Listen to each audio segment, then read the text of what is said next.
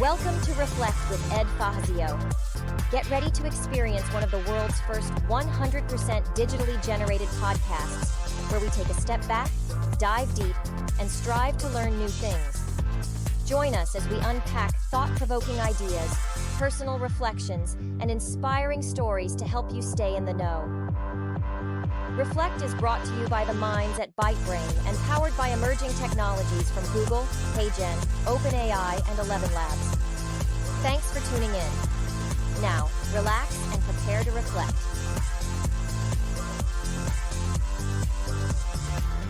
Welcome back to the Deep Dive.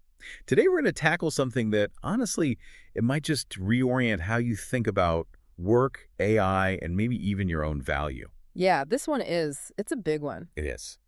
We're digging into this really provocative essay by Ed Fassio, and the title tells you everything you need to know about the premise. AI has nothing to do with technology. Which is such a counterintuitive way to frame it, right? Because we spend, 90% of our time talking about the chips, the algorithms, the code. Prompt engineering. Prompt engineering, exactly. The how of it all.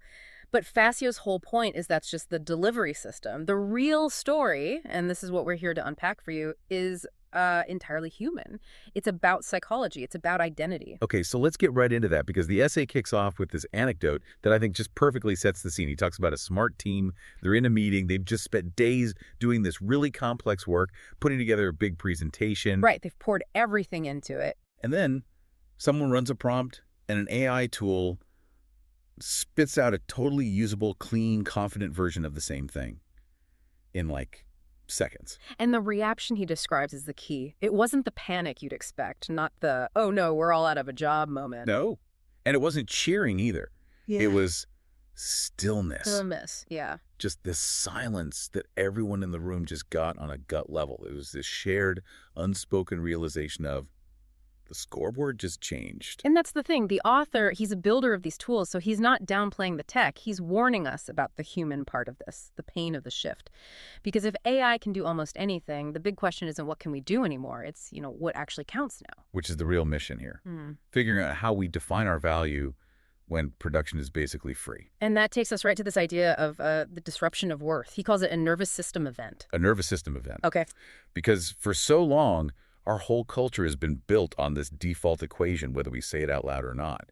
Oh, absolutely. It's what you produce is what you are. Simple as that. Productivity's the proof. If your output is high, you're valuable. If it's not, you'd better have a pretty good reason for taking up space. And that equation is what AI is just violently collapsing. Because AI is an engine of infinite output. It can write, design, summarize, plan. Endlessly. It makes output abundant. And when anything becomes abundant, it stops being scarce. And if it's not scarce, it doesn't prove anything anymore. Not about you. Exactly. If a machine can create 10 marketing strategies in a minute, the act of creating one more doesn't really confirm your unique human worth. But wait a second. People are going to say, look, jobs have always changed. We had the Industrial Revolution, we had the internet, we adapted. Why is this a nervous system event and not just another market shift? That's the crucial question, I think. The difference is the target. Previous revolutions, they displaced physical work or maybe very standardized cognitive tasks. AI is coming for the white-collar, creative, analytical stuff. The stuff we defined ourselves by. The very things we decided were the sign of high-value human thought. So when you destabilize that, you're not just destabilizing a job market. You're destabilizing identity itself. So you're saying it hits you in the body before it ever hits your resume? 100%. Think about it. Work is our main receipt of legitimacy. It structures our day, it gives us status, and maybe most importantly, it gives you that one clean sentence at a party. I'm a designer, I'm an analyst. Right. It answers the what do you do question. But when that simple answer is threatened at a massive scale, you're left with a much, much deeper question than just, how do I make money? It becomes existential. It becomes, what am I for? Yeah. And that feeds this really simple primal fear.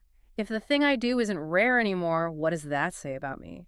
We hate to admit how much of our identity is wrapped up in just being needed for our output. Which is why just saying learn to prompt better it's not just missing the point. It's almost insulting to the scale of the crisis. It completely misses the point.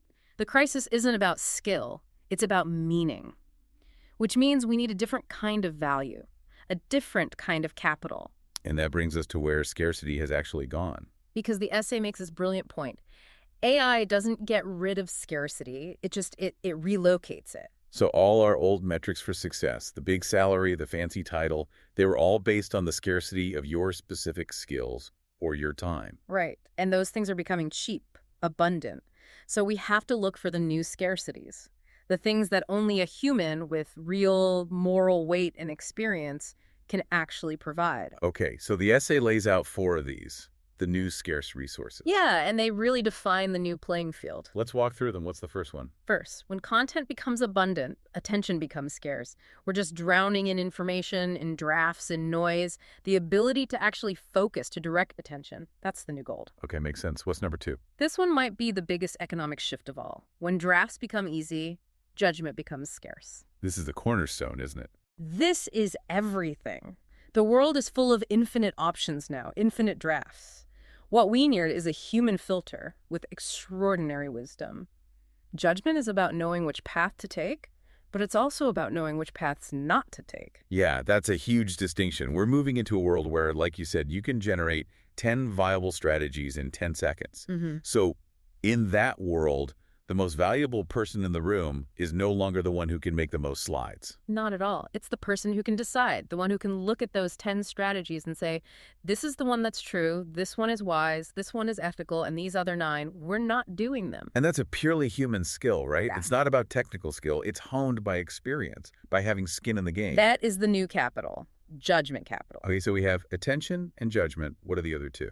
The third is that when everyone and everything can sound intelligent and polished, trust becomes scarce. We desperately need to know who and what to believe. And the 4th. When outcomes can be simulated, when deep fakes are everywhere and you can't tell what's real, reality itself becomes scarce.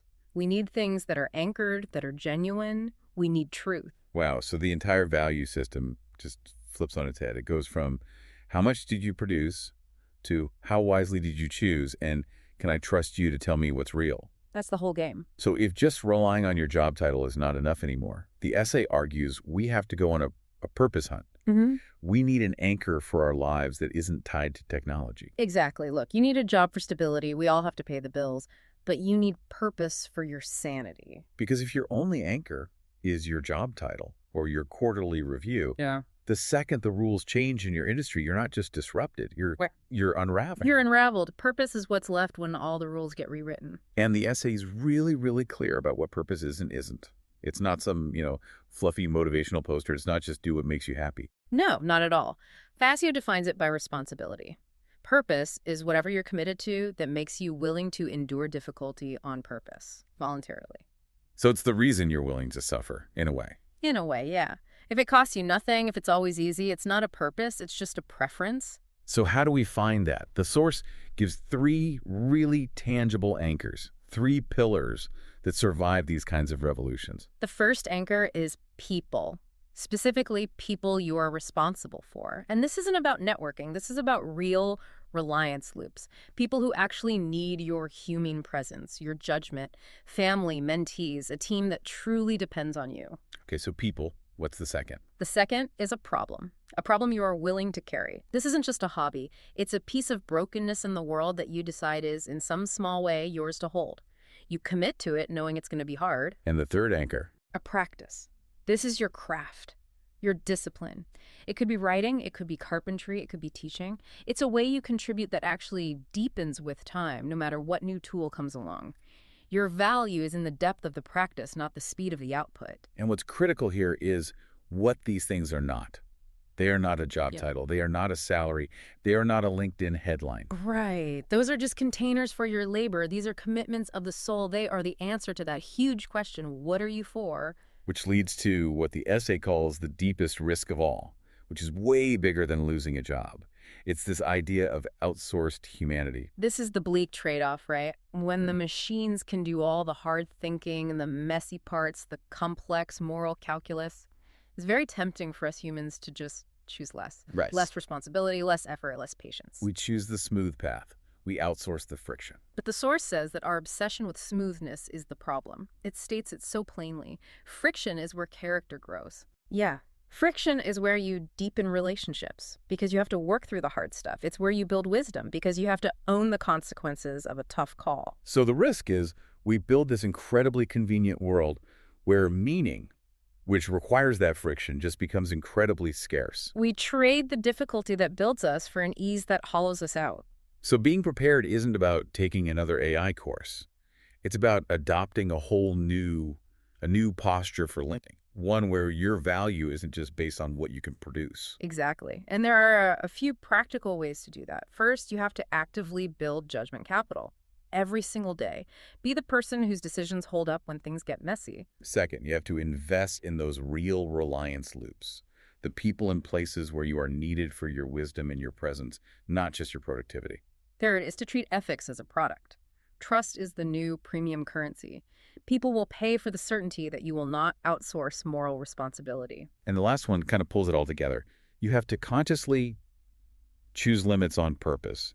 You have to decide what you will not give to a machine, even if it's faster. Just to protect your own agency, to keep your soul attached to your work. There's a vow the author makes at the end that I think just perfectly summarizes this entire deep dive. He says, I will use AI to build. I will use it to accelerate, but I will not outsource responsibility. I will not let output become the only evidence that I matter. That's the whole lesson. That's it. We have to stop letting the scoreboard be the final judge of our worth. The future doesn't belong to the fastest or the most technically skilled. It belongs to the most grounded. And that takes us all the way back to that one central, unblinking question that AI's abundance forces on all of us. A question that no machine is ever going to answer for you. What are you for? In the cyber ocean of online voices and recycled content, something different has arrived. Reflect isn't just another podcast, it's the future of storytelling, powered entirely by AI. From curating data to assembling thought-provoking ideas, we've redefined how journeys are told. Reflect is a podcast that thinks, learns, and evolves with each episode. Every tale, every insight, crafted by the most advanced AI technologies. A podcast that disrupts the industry, breaking free from traditional formats, taking you on an entirely new experience. So tune in now and reflect. We're telling the future.